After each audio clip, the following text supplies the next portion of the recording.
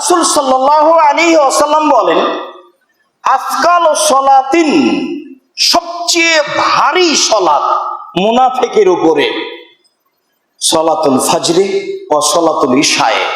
ফজরের সলাত আর এশার সলাত, এই দুইটি সলাত হচ্ছে মুনাফিকের উপরে সবচেয়ে ভারী সলাত।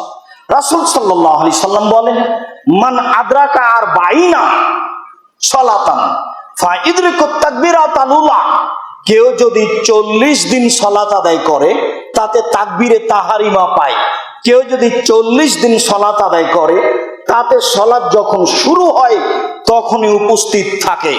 ধারাবাহিক 40 দিন যদি প্রথম তাকবীরে উপস্থিত থাকতে পারে তাহলে কুতিবা লাহু বারাকানে, তার জন্য 2টি মুক্ত ঘোষণা করা হবে। একটি মুক্ত তালিকা হচ্ছে যে মুনাফিকের নাম থেকে তার নাম কেটে দেওয়া হবে, তার নাম মুনাফিকের তালিকায় থাকবে না। 2, জাহান্নামের তালিকায় তার নাম থাকবে না, জাহান্নামের তালিকা থেকে তার নাম কেটে দেওয়া হবে। সম্মানিত দিনী ভাই বোন, বলছিলাম মুনাফিকের সালাত, আসরের সালাত দেরি করে আদায় করা মুনাফিকের সালাত।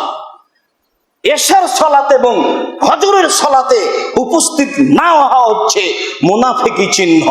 মানুষ যদি তাকবীরে তাহারিমা পায় 40 দিন তাহলে তাকে মুনাফিকের তালিকা থেকে কেটে দেওয়া হবে, যা রাসূল সাল্লাল্লাহু আলাইহি সাল্লাম বলেন।